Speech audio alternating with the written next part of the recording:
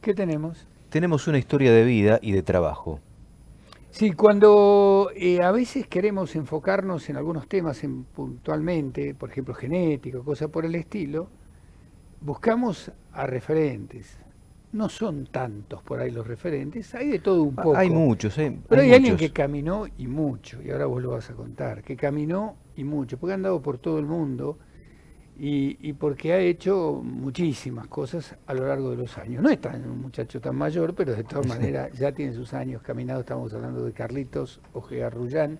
Y vas a contar en Est- dónde estuviste y qué Estuvimos en pasó, su ¿no? campo hace algún tiempito, hace un mes atrás, en Roque Pérez, con Martincito y Jausti. Y estuvimos todo el día recorriendo para tratar de entender cómo se inició Carlos Ojea Rullán en la actividad como asesor genético, cómo empezó a trabajar, cómo llegó a recomprar el campo que eran de sus antepasados, que en algún momento lo habían vendido, él lo recompra cuando empieza a trabajar asesorando genéticamente a muchas empresas.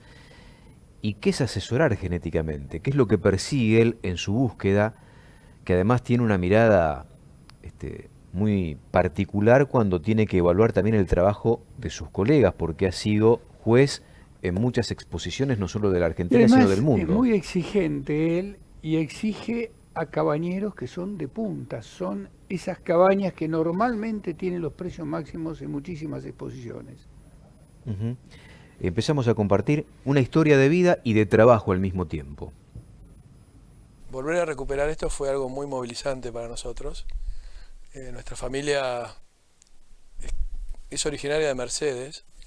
Eh, Nuestro tatarabuelo vino de España y puso un negocio de ramos generales en la ciudad de Mercedes, pero después cuando empezaron a irle más o menos bien con el negocio de ramos generales, se vinieron a instalar a esta zona, la zona de Roque Pérez. Acá tuvieron 2 o 3 campos que las distintas crisis, como la del 30, etcétera, fueron haciendo que eso fuera vendiéndose. Nuestra familia fue una de las primeras en tener lo que llamaban en esa época casa de consignaciones y venta de cereales, etcétera, en los principios.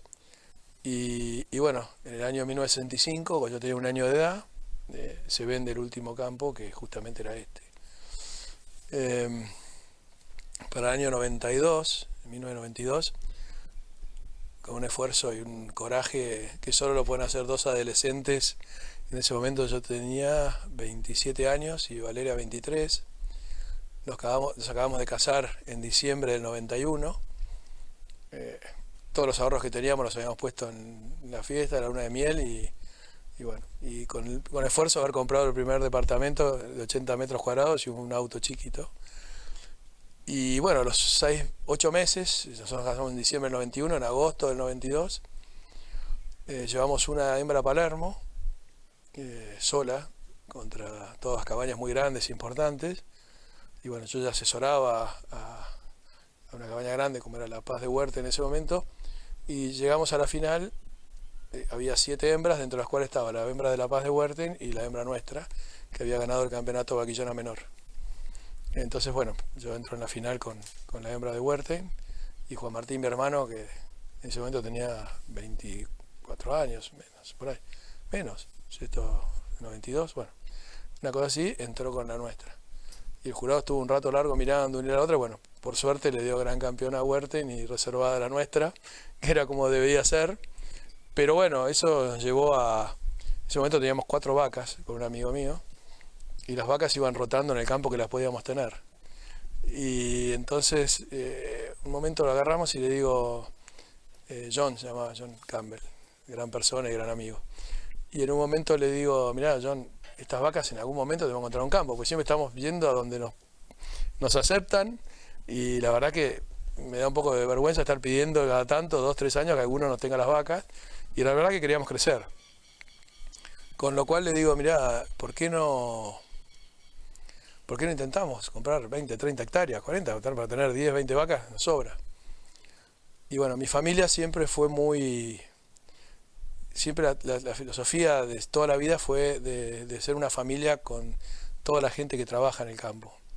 Incluso si vos ves hoy acá, Alberto, por ejemplo, el cabañero, desde los 18 años que trabajamos juntos, hace 30 y pico de años que Alberto o en cabañas donde yo asesoro o acá trabajamos juntos. Y en general somos de tener mucha interacción y ser una familia con las personas con las que integramos el equipo de trabajo. Tal es así que mi padre todos los años volvía a Roque Pérez para el cumpleaños de Tolosa, que era el encargado de este campo de esa época, y para el cumpleaños de Silveria, que fue la señora que los cuidó toda la vida. Entonces mi padre, hasta el día que ellos murieron, todos los años seguía viniendo al cumpleaños de ambos, mi madre y mi padre, a festejar el cumpleaños con ellos. Y bueno, ese año de Palermo, cuando terminé ese Palermo, justo me habían hecho una nota para la revista Chacra, porque era medio sorprendente que alguien tan joven pelease con las cabañas grandes teniendo 4 vacas y una sola en la pista. Y bueno, le cuento a mi padre que habíamos decidido con John ver si podíamos conseguir un pedacito de campo chico. Papá vuelve y me cuenta que había venido al cumpleaños de Tolosa y que le había dicho que don Jorge Echeverría, que era el que le había comprado este campo, era el último que les quedaba y era un campo más chico, era un campo de 200 y pico de hectáreas, con una casa agradable, etcétera, un lugar que, bueno, había muchos recuerdos, que don Jorge ya estaba grande y quería vender. Entonces le digo, bueno, vamos ya. Esto me lo dije, como te digo, miércoles, y el sábado nos vinimos. Y bueno, y la historia es que venimos para acá, llegamos, el campo estaba muy deteriorado, el casco muy caído, había chanchos en el jardín, en el parque, gallinas, las casas muy destruidas, árboles caídos, como que un campo de producción, pero que el casco había quedado un poco abandonado. Llegamos acá a la galería, esta justo donde estamos ahora, y sale una persona que justamente había trabajado de empleado acá en el campo y todavía seguía con don Jorge Echeverría. Lo ve a mi padre y dice, Carlitos, esto es un increíble, que esto, que lo otro, qué sé yo.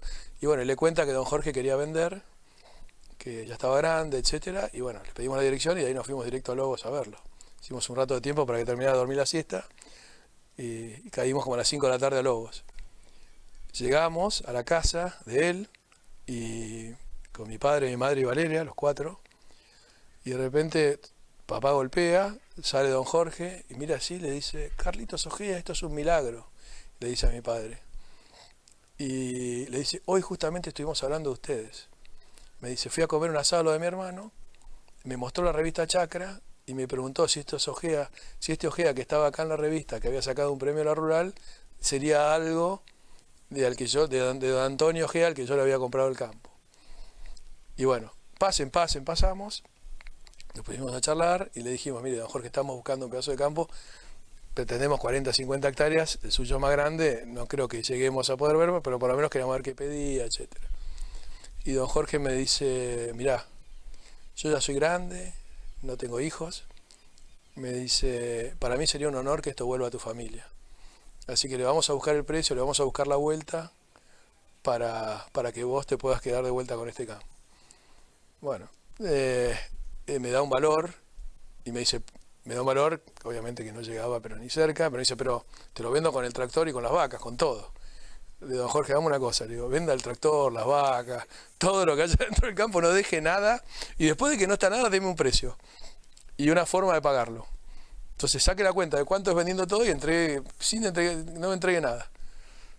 Y bueno, nos dio un precio y me dice, me lo pagás cuando quieras.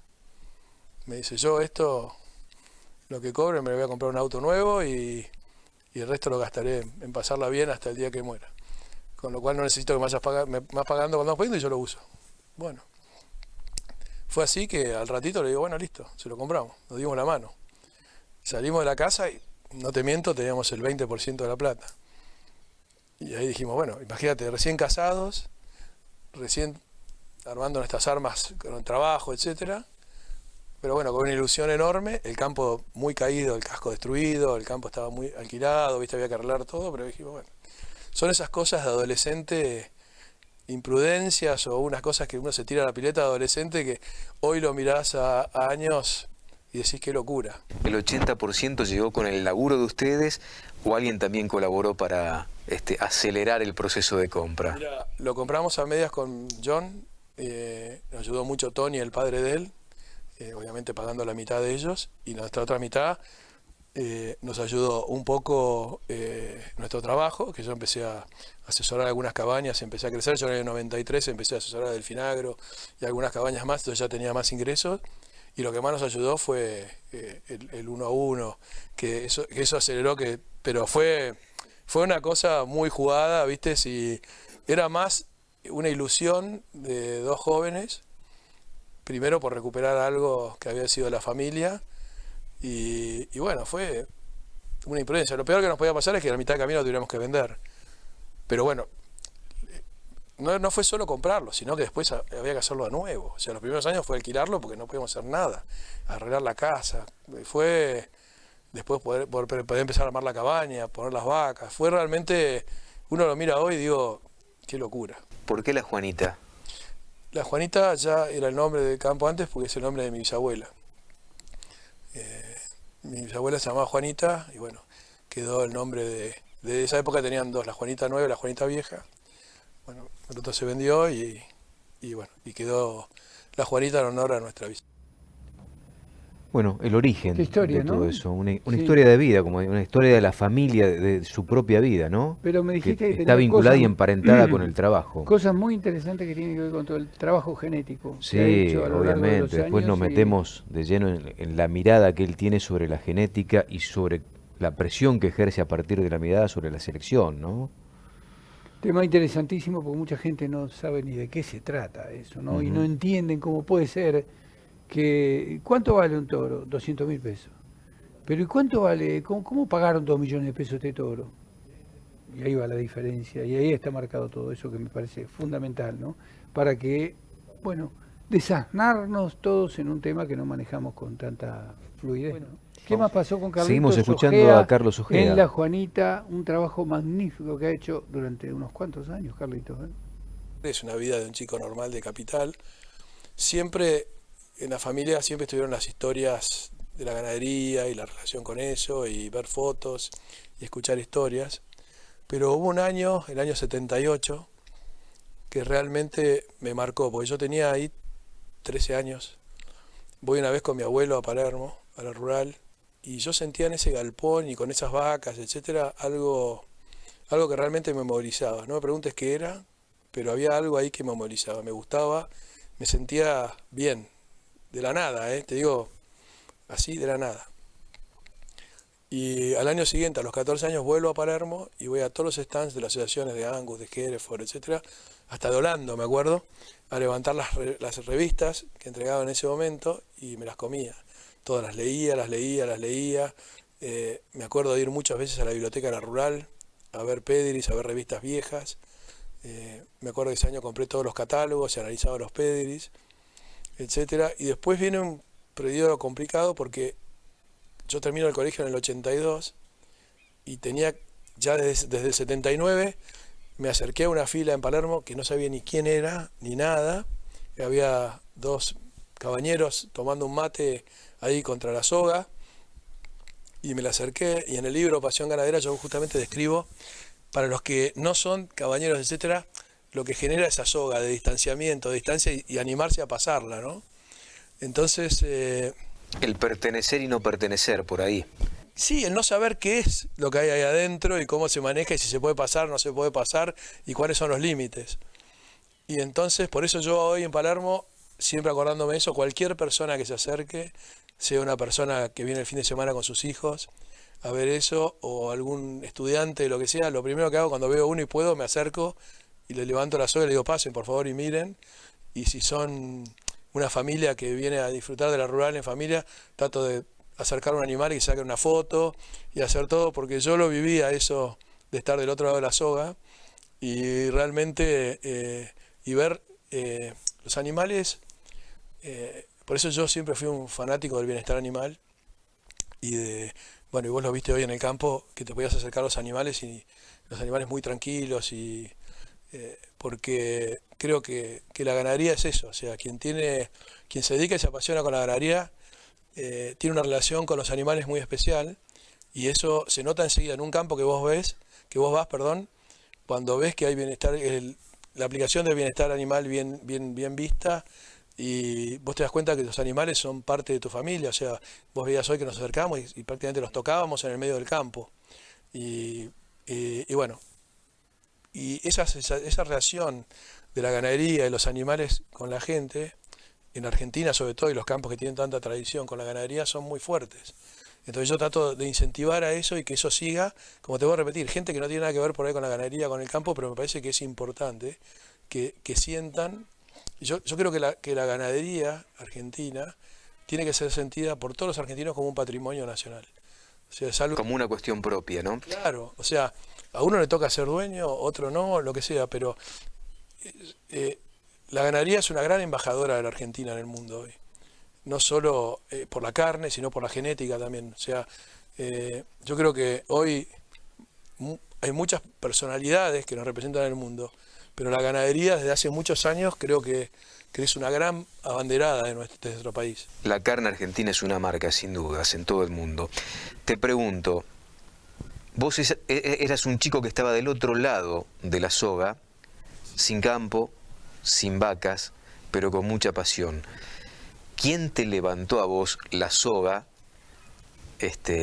para entrar de verdad a participar de esta pasión? Mirá, la primera vez la levanté solo. No yo solo, fue mi fuerza y esas cosas de juventud. Yo me acerqué a estos dos cabañeros y les dije en ese momento, me acerqué y les digo, mire, discúlpenme, ¿qué tal? Me recibieron muy bien. Te vuelvo a repetir, no sabía ni qué cabaña era, ni conocía a los dueños, no conocía nada. Solamente era una cabaña que estaba ahí. Y me acerqué y le dije, mire, a mí esto me gusta, me encantaría mucho poder venir a aprender, y yo me ofrezco a hacer cualquier cosa que ustedes me digan a cambio de aprender. Y se miran los dos, ¿viste? Como diciendo, ¿este loco de dónde salió? ¿Viste? Y yo estaba con uniforme de colegio, con saco y corbata, ¿viste? Porque me había salido del colegio directo. Imagínate un chico de 14, 15 años que se acerca así de la nada y me dijeron, bueno, sí, si querés venir mañana. Le digo, bien, yo todas las tardes después del colegio estoy para venir. Bueno, vení, me dijo, no hay problema. Me acuerdo, me sacaba el saco del colegio, la corbata, la metía en el cajón ahí de las vacas, me arremangaba la camisa y bueno, bañaba a los toros, hacía las camas, levantaba la bosta, llevaba a los animales al baño, cualquier cosa. Hice todos los trabajos de cero, los que te puedas imaginar. Y eso después, a la larga, yo lo recomiendo muchísimo porque te da mucho poder. Después, cuando vos tenés que trabajar, haber hecho todo, te da un conocimiento de los tiempos, de cuánto demanda cada cosa, cuánto esfuerzo, etcétera, que es muy importante el día que vos después tenés que manejar distintas cabañas, hablar con gente, trabajar con grupos, conocer los tiempos, conocer el esfuerzo que significa cada trabajo. Y eso me quedó muy grabado de chico. Yo hoy soy un tipo que te lo puede decir cualquiera. Tenemos un día de lluvia, está lloviendo y yo soy el primero que se moja. Jamás me vas a ver con un paraguas ni con nada. Es más, cuando me ha tocado ser jurado de Palermo o de cualquier exposición y me han tocado lluvias, pueden ver las fotos, jamás en la vida acepté un paraguas. ¿Quién fue el que te abrió la puerta grande, que te dio el primer laburo rentado en esto? Mirá, mis primeros trabajos fueron preparando animales en la rural de muy chico y con eso me compré las primeras vacas. Azarosamente en distintas cabañas. Sí, ya me conocían y sí, al principio, te voy a repetir, época de colegio, ¿no? Porque yo cuando termino el colegio viajo por primera vez a Estados Unidos. Pero previo a eso hacía eso. Y en esa época, por ahí, mis primeros pesos me los hice preparando animales, pero más, yo encontraba animales en la rural que creía que estaban muy mal preparados y pero eran buenos. Entonces esperaba el remate, que habían sido cuartos, quintos premios, los compraba, los preparaba bien, los llevaba el otro año, por ahí salía alguno campeón de categoría, reserva de campeón, los volvía a vender, por ahí los vendía 4 o 5 veces más de lo que había comprado y con eso me compraba la otra. Y así fui haciendo eso. Y después, el primer paso en sí, bueno, yo me voy, Malcolm Dean, que era de la cabaña San Juan de Dean, que fue donde yo entré por primera vez, y él fue el primero que me hizo en contacto en Estados Unidos para ir allá. Y me fui a trabajar 3 meses en el verano. Yo había entrado a la UBA de agronomía, había terminado el colegio y estuve enero, febrero y marzo trabajando en Montana hasta 36 grados bajo cero, donde aprendí muchísimo. Y Malcolm fue el que me hizo el contacto para poder ir al primer año. Después, al otro año, cuando ya estaba en la UBA, en agronomía, hice un intercambio con Louisiana State University, que también fui a hacer un intercambio allá. Y eso me formó muchísimo. Y mientras en esas dos formaciones que tuve, una de mucho trabajo operativo en el campo ahí en Montana, más lo que aprendí en la Universidad de Louisiana, durante mi periodo en la Universidad de Louisiana, que estuve 3 meses, me puse a desarrollar en las noches, etcétera, un programa genético, donde adaptaba lo que había visto acá en Argentina, un libro que a mí me apasionó toda la vida, que es el libro de Jan Bonsma, todo lo que yo había aprendido con Bonsma, y todo lo que estaba aprendiendo de Estados Unidos sobre las pruebas de performance. Junté la experiencia de esos 3 líneas, si querés, y en base a eso armé un programa genético, que después, por suerte, tuve la posibilidad de desarrollarlo, y después fue fuente de inspiración de muchos, porque si vos ves un poco lo que yo hice en toda mi trayectoria, etcétera, y lo que pasó después en otros lugares, en otras cabañas y hasta en otros países, a nivel genético, a nivel manejo y después a nivel comercial, vas a ver muchas similitudes en esos principios y en esas cosas que se fueron armando. Y ahí va a contestar tu pregunta.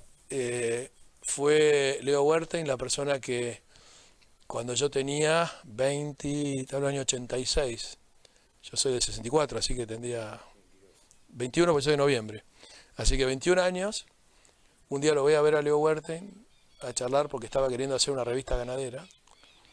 Y porque en esa época era muy difícil conseguir trabajos en esto de genética, etcétera. Era un periodo medio chato de la ganadería. No estaba el convencimiento a la genética que hay hoy, los avances, etcétera, era mucho más complicado. Y un día lo voy a ver a Leo Wertheim por un contacto que me hizo un compañero de colegio y amigo de mi padre, que era Carlos Corna, que era dueño de La Legua.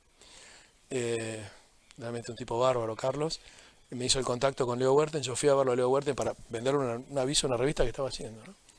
Y cuando empezamos a charlar y me empieza a escuchar, él me dijo que La Paz estaba queriendo volver otra vez, que había tenido un impasse y que él estaba con mucho trabajo, con sus trabajos en Buenos Aires, etc. Necesitaba a alguien que pudiera cumplir con eso. Yo tenía 21 años, o sea, realmente él confió en alguien joven y bueno, él fue el primero que me abrió la puerta. Yo trabajé full time para Wertheim del 92 al 96, 4 años, casi 5.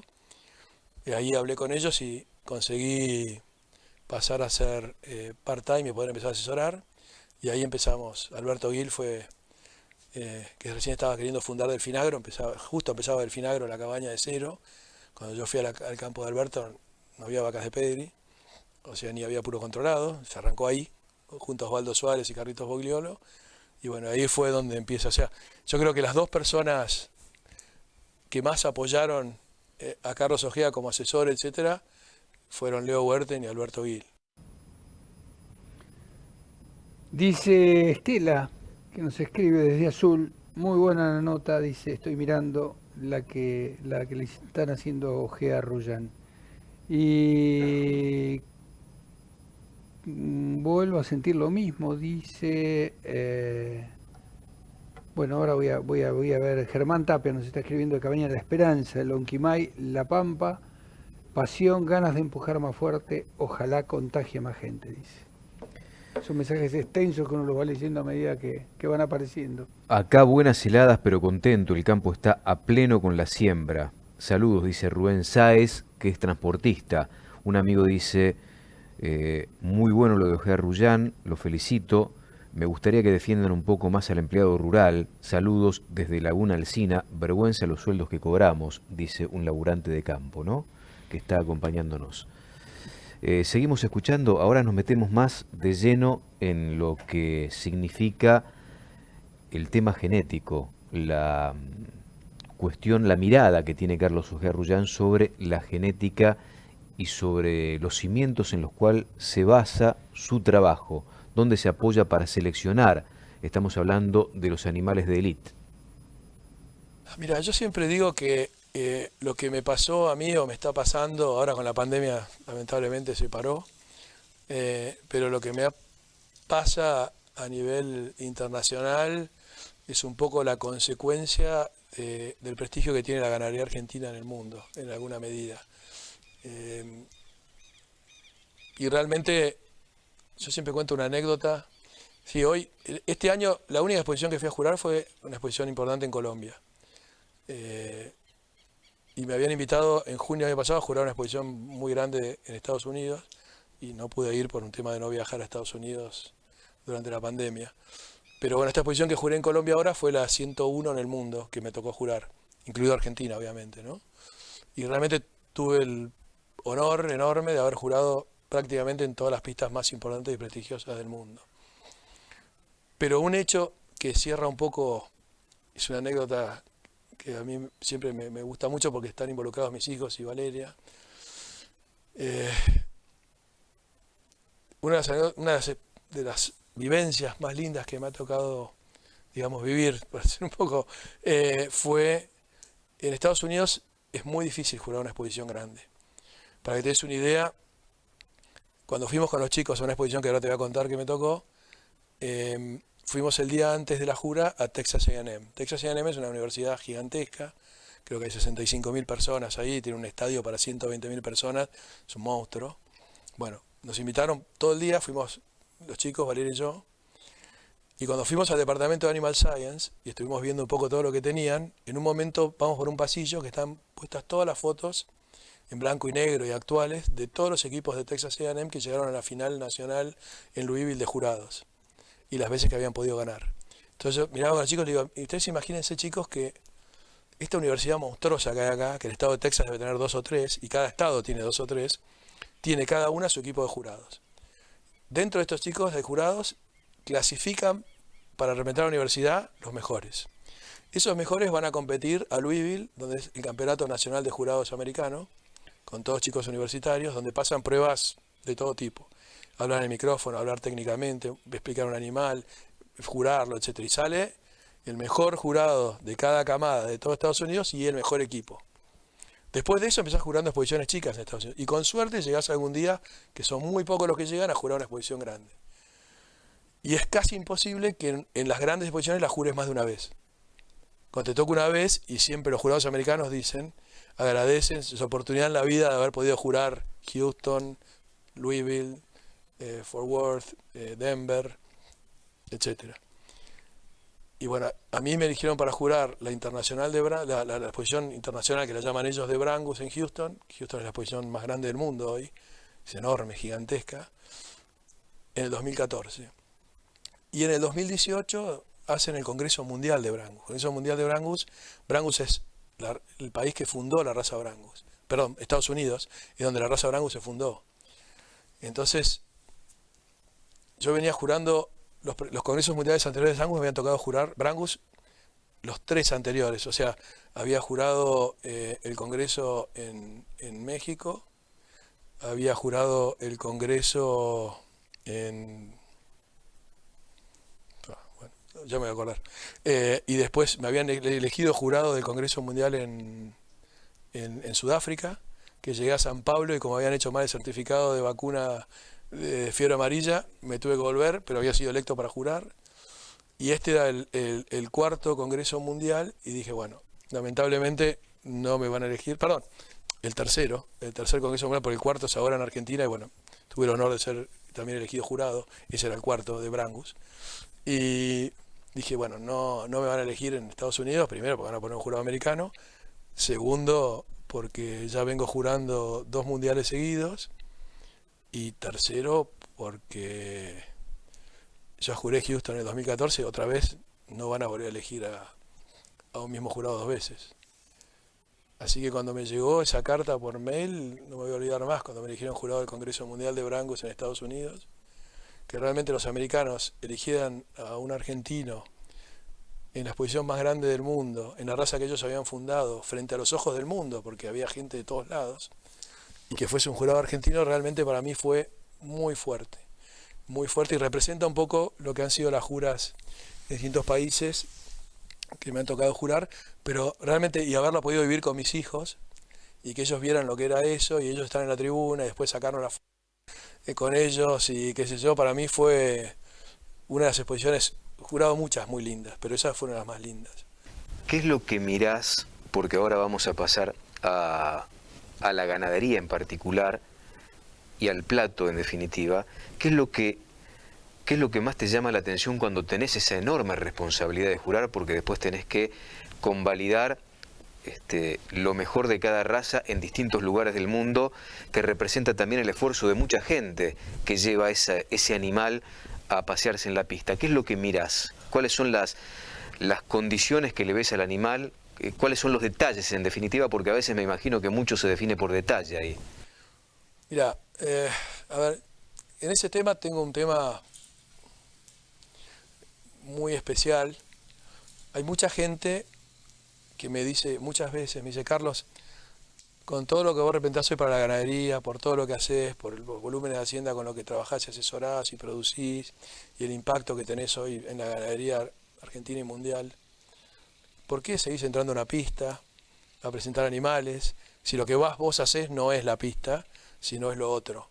Entonces, ¿por qué estás dentro de una pista? ¿Por qué relacionás con eso que mucha gente por ahí dice: pero la pista está alejada de la producción, etc.? Entonces, si vos sos un tipo productivista y estás todo el día con la producción, ¿por qué haces esto? Y yo le contesto: porque primero, la ganadería me apasiona en todos los aspectos, y uno de esos es las exposiciones. Las exposiciones en el mundo, en cualquier actividad, medicina, turismo, automóviles, cualquier cosa, es un hecho muy importante donde se junta gente, donde se generan negocios, donde se presentan las cosas nuevas. Entonces, a mí me da un poco de bronca que en la ganadería haya factores, cosas, gente, etcétera, que haga que la producción y las exposiciones a veces no estén hermanados. Y yo hace muchos años que trabajo muy fuertemente porque esas dos cosas se unifiquen, porque creo que las exposiciones son un factor de promoción y de camaradería y de potenciar cualquier actividad. Por eso, te voy a repetir, muchas actividades mundiales, todas, gastan fortunas en sus eventos, en sus exposiciones, en congresos. Entonces, de hace muchos años que yo, si bien el 80% de mi trabajo es relacionado a la producción en el campo y no pensando en las exposiciones, y yo a las exposiciones dedico un tiempo determinado, que no es mucho, sinceramente, pero sí estoy totalmente volcado y todo a que las exposiciones sean una continuidad de la producción y que los animales que vayan a una pista sean campeones de la producción. Daniel, productor de Peri Manzana de Villa Regina, muy buena nota, felicitaciones. Somos muchos los argentinos que seguimos produciendo a pesar de las piedras que nos ponen los políticos. Un crack, Carlos Ojea. Saludos desde Azul, Juan Goenaga. Y Luis Sterren de Ambrosetti, Santa Fe.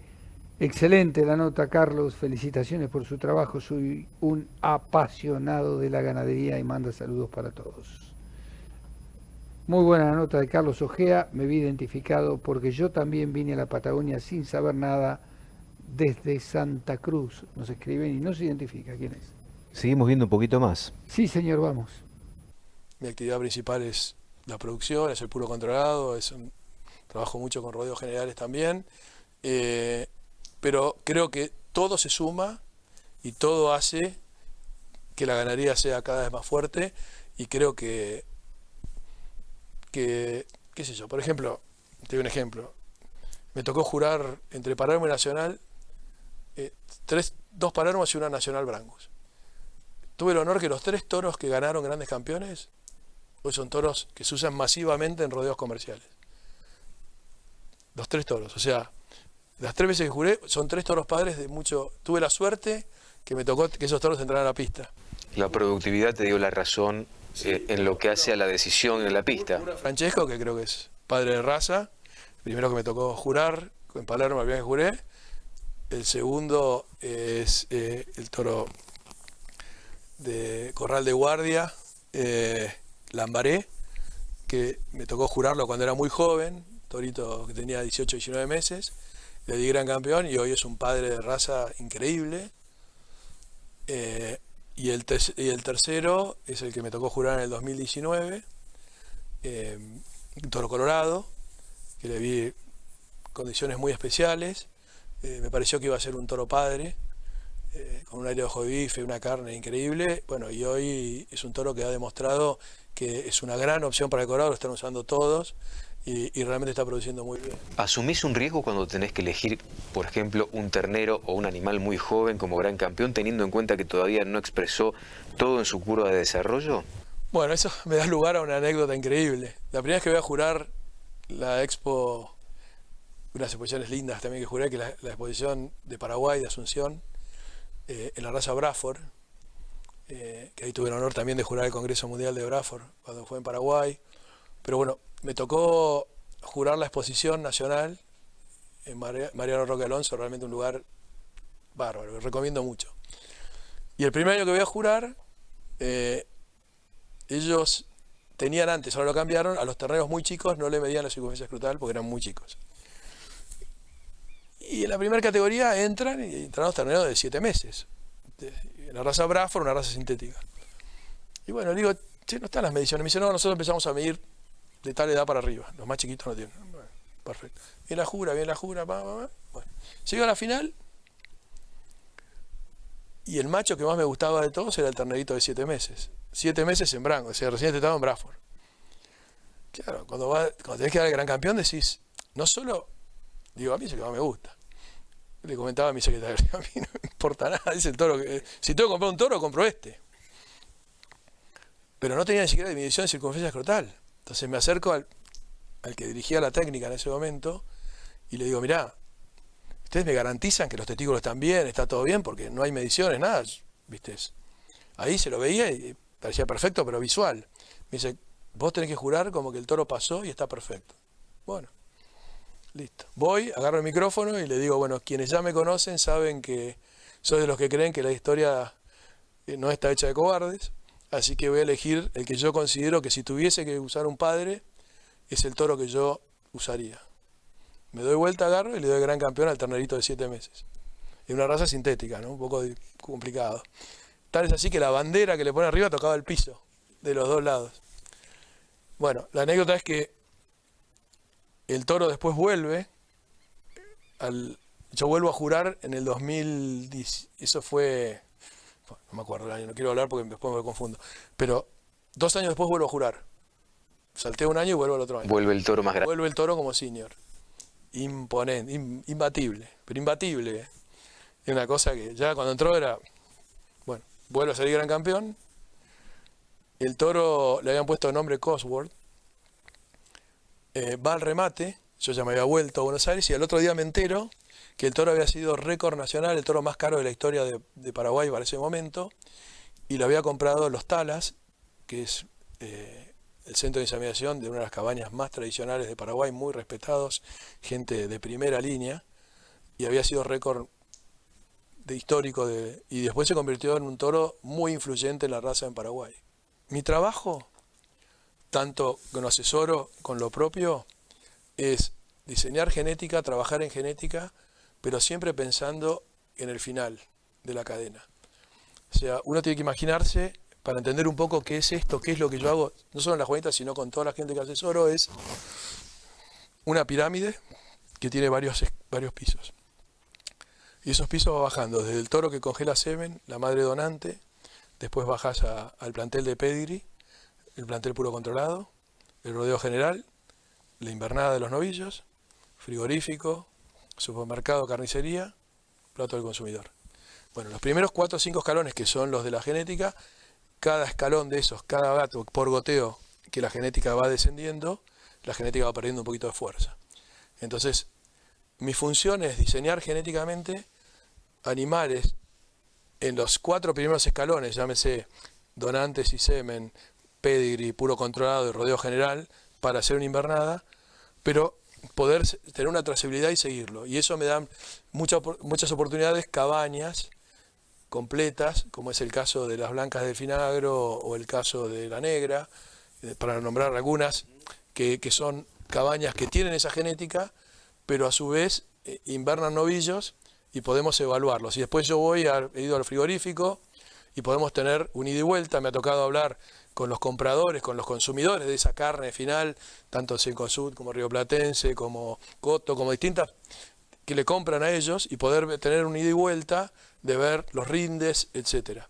Entonces, yo trabajo mucho en eso, genética de producción que llegue al final de la cadena. A mí no me sirve nada hacer algo para una foto que después no pueda seguir esa cadena productiva y no sea eficiente y productiva. Lo que vimos acá está en el vértice, en el vértice de la pirámide, pero nunca deja de derramar hacia abajo, hacia la... Exacto, y está en el 1 y en el 2. Y cuando vos estás arriba de la pirámide y vas goteando, tenés que ser muy cuidadoso, pero muy cuidadoso con el tema funcionalidad, fertilidad, adaptación al medio, etcétera, porque la responsabilidad que vos tenés cuando vendés un toro que va a un centro de inseminación, como tenemos un caso de un toro vendido por nosotros, que está en un centro de inseminación y lleva vendidas ahora 170.000 dosis de semen, la responsabilidad es muy grande. Entonces yo no puedo poner ningún problema genético, ningún problema funcional, ningún problema de nada metido a la cadena de producción. Entonces es muy importante ser muy responsable. Por eso nosotros tenemos donantes que van a ver que hoy justo estaban en un raigras, estamos entrando al invierno y estaban en un raigras hoy, que son las vacas que las van a ver con un estado corporal más grande por el tema de las aplicaciones de los trasplazos de trasplante embrionario, pero si no serían vacas más livianas de cuerpo, no tan puestas, y van a ver las hijas de esas vacas en el campo. Nosotros tenemos un rodeo de campo que son genética de eso adaptado a la parte baja del campo. Lo que hacemos con eso es, toda esta genética tiene que demostrar después que aguanta el medio ambiente. Entonces nosotros seleccionamos, recriamos nuestros animales, hasta los 2 años tiene un mix entre pasto en algunos meses y algunos meses suplementación para ayudarlos a crecer. Después de cumplir 2 años no comen nunca más ningún tipo de balanceado, ni silo, ni nada, y van ahí al bajo. Y la naturaleza nos dice, esta pasa y esta no pasa. Si alguna no pasa porque queda vacía o porque es una vaca poco mantenida, etcétera, se va. Ya por suerte, la selección natural que hemos hecho todos estos años ha logrado que ya sean muy pocas las que no se adaptan, casi ninguna, te diría.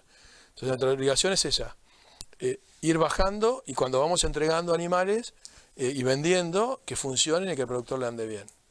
Entonces, volviendo a tu pregunta, ¿qué es Surangus y La Juanita? Son 2 marcas, 2 cabañas que tenemos dentro de una, dentro de un mismo campo. Surangus es una cabaña que empezó hace muchos años, 27 años creo que llevamos, que se dedica totalmente a un Angus muy productivo, funcional, de gran adaptación al medio ambiente y súper funcional, productivo, pelo corto, fértiles, y hemos seguido esa línea y nunca hemos mezclado eso con nada que pueda variar, ni queriendo tener más desarrollo, ni queriendo tener más explosión, nada. Siempre ese animal productivo funcional, y es una marca líquida que funciona muy bien. Y La Juanita es líneas argentinas, de mucha clase, de muy buenos físicos, etcétera, que también lo hemos adaptado a la parte productiva y que es flexible, que puede ser para la producción, pero a su vez algunos criadores que nos compran embriones o nos compran hembras, etcétera, si quieren hacer líneas con un poco más de desarrollo y que incluso si quieren puedan llegar a competir en una exposición, también lo puedan hacer. Pero nunca negociamos para la funcionalidad, la producción, la fertilidad y la adaptación. Eso es innegociable. Mirá, nunca, el otro día charlamos con un criador que se dedica mucho a los números y charlábamos este tema. Hay 2 teorías. Una que dice, busco los números y cuando tengo los números después adapto el fenotipo. Y hay otros que dicen, tengo el fenotipo y ese fenotipo como consecuencia tiene que tener buenos números, ¿no? Entonces hay gente que quiere ir más rápido, va primero a los números y después viene el fenotipo atrás y cuesta muchísimo y es difícil.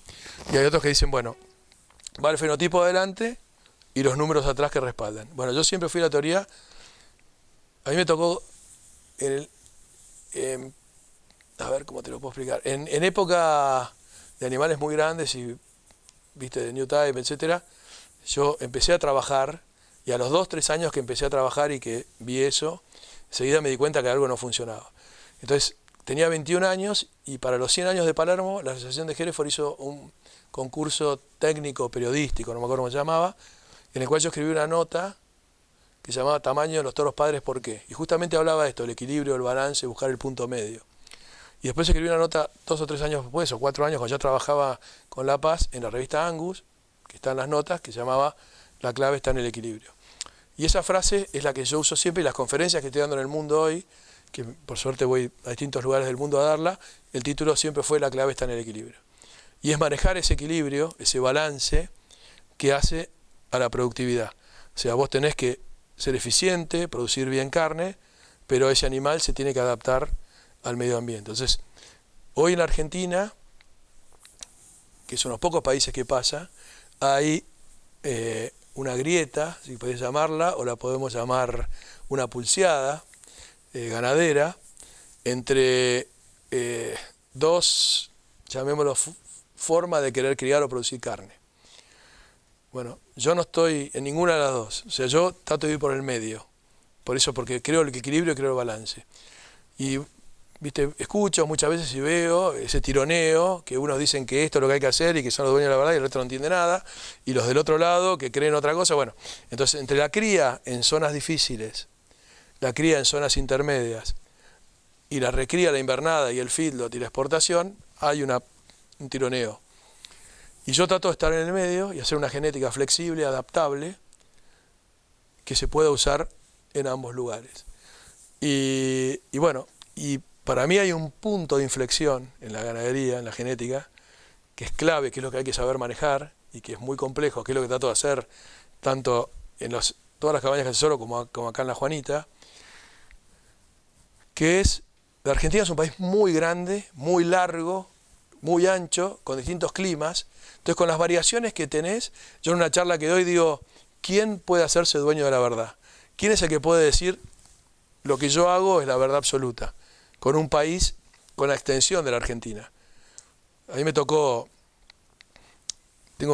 para no hacerlo muy largo, pero tengo muchas experiencias sobre anécdotas más que experiencias sobre este tema. Depende de la zona que vas, quieren un tipo de animal diferente. Entonces, te la cuento rápido. Yo asesoré al CIALE muchos años en la parte de selección de los toros. Y me acuerdo, el primer año, eras muy joven, llevé todos toros moderados, costilludos, carnudos, etc. Muy lindos los toros, la verdad que estaban muy buenos. Llega, no me olvido más, una combi llena de criadores de Corrientes. Bien, estuvimos toda la tarde, miramos los toros, los mostrábamos, todo. Y en un momento un correntino muy simpático me dice, Carlitos, te felicito, muy lindos los toros, para mí no me sirve ninguno. Yo necesito más estructura, más fuerza, más desarrollo, porque el medio ambiente a mí me achica, entonces yo necesito más. Esto me queda chico. Y ahí fue que salimos a buscar un par de toros más grandes. Entonces, desde ese día, hace muchos años, me di cuenta que la Argentina, no todos los animales tienen que ser iguales. ¿Ah? Y lo ves, vas a distintos remates y distintas cosas en distintas zonas del país. Me toca trabajar desde Corrientes y Formosa hasta Chubut. Entonces vos ves que no es lo mismo. Entonces, uno que está metido en una sola zona, sí, obviamente, su verdad y su realidad es esta, pero la Argentina, al ser tan grande, no es lo mismo. Entonces, yo en ese programa genético, siempre buscando esta base en equilibrio, traté de encontrarle la fórmula a esto, de cómo podíamos adaptar a las distintas regiones la genética para que produzca bien. Entonces, primero dije, ¿cuál es el novillo ideal argentino? Y para mí es un novillo que tenga la capacidad de llegar a 420, 440, 450, pero con genética que se pueda engordar y terminar entre los 15 y 18 meses de edad, que no llega a los 2 años, ni hablar a los 3, pero a los 2. Te hablo en un programa productivo normal, con una buena recría y una terminación en feedlot. La cría hay un punto, yo siempre doy una charla que se llama La clave está en el equilibrio, que le explico cuál es mi forma de ver a cada uno para que cada criador encuentre su equilibrio en su zona. Porque no es lo mismo el equilibrio en distintas zonas. Entonces, el punto que es, y con eso te cierro, hay una curva que cada criador tiene que encontrar en el cual el peso adulto de la vaca, que vos podés aguantar en ese campo, el negocio es de cuántos kilos por hectárea sacás y no cuántos kilos por unidad.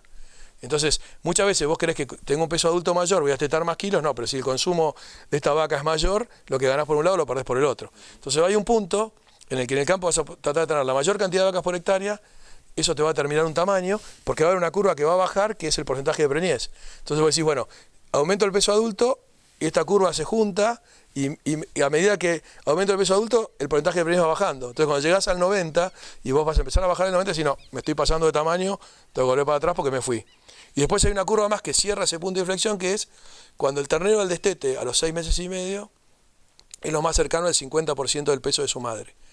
Entonces, cuando vos tenés una vaca, un rodeo que preñás arriba del 90, el destete del ternero es lo más cercano al 50% de la madre, ahí se te va a armar ese punto de inflexión, te va a decir, bueno, el tamaño ideal de la vaca para mi zona y para mi negocio es este.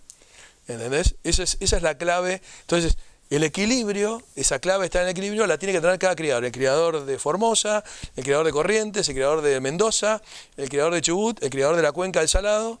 Entonces, no hay una verdad absoluta. Pero estas cosas, estos números y estas cosas son las que te ayudan a encontrar tu punto de inflexión y te define. Y yendo al tema de la genética, yo soy de esas personas que cree que cualquier animal que a mí me sirva, que esté en cualquier lugar del planeta, yo trato de incorporarlo. O sea, yo no me puedo dar el lujo de un animal, aunque sea que yo no lo crié o que alguna de las personas que yo trabajo no lo crió, no incorporarlo. O sea, obviamente que uso mucho la genética propia, pero donde yo encuentre en cualquier lugar del planeta un animal que creo que me sirve e incluso me ayuda a abrir sangres, yo lo incorporo. Porque yo tengo una obligación con mis clientes, una obligación con lo mío propio y una obligación con el país de ser competitivo a nivel mundial con la genética que produzco. Entonces, yo no puedo cerrarme y decir, no, lo único que uso es lo mío, porque lo que yo hago es buenísimo y el resto no tiene nada. No. Siempre en algún lado, yo llevo hechos a Estados Unidos más de 150 viajes a buscar genética, desde que soy chico hasta ahora. Así que conozco madre, abuela, bisabuela y tatarabuela de casi todas las vacas y toros que hay en la raza, he visto mucho. Y entonces, bueno, a veces cuesta encontrarlo, a veces hay que hacer 5.000 kilómetros, 7.000 kilómetros bajo nieve, calor, etcétera, pero siempre en algún lado encontrás algo que te abre sangre. Y sobre todo es muy importante mantener el patrimonio genético abierto, no cerrarse. Todo lo que estás viendo hoy, Silvio, es el resultado de la interacción y el trabajo de un gran grupo humano, un equipo de trabajo realmente muy eficiente, muy profesional, muy comprometido.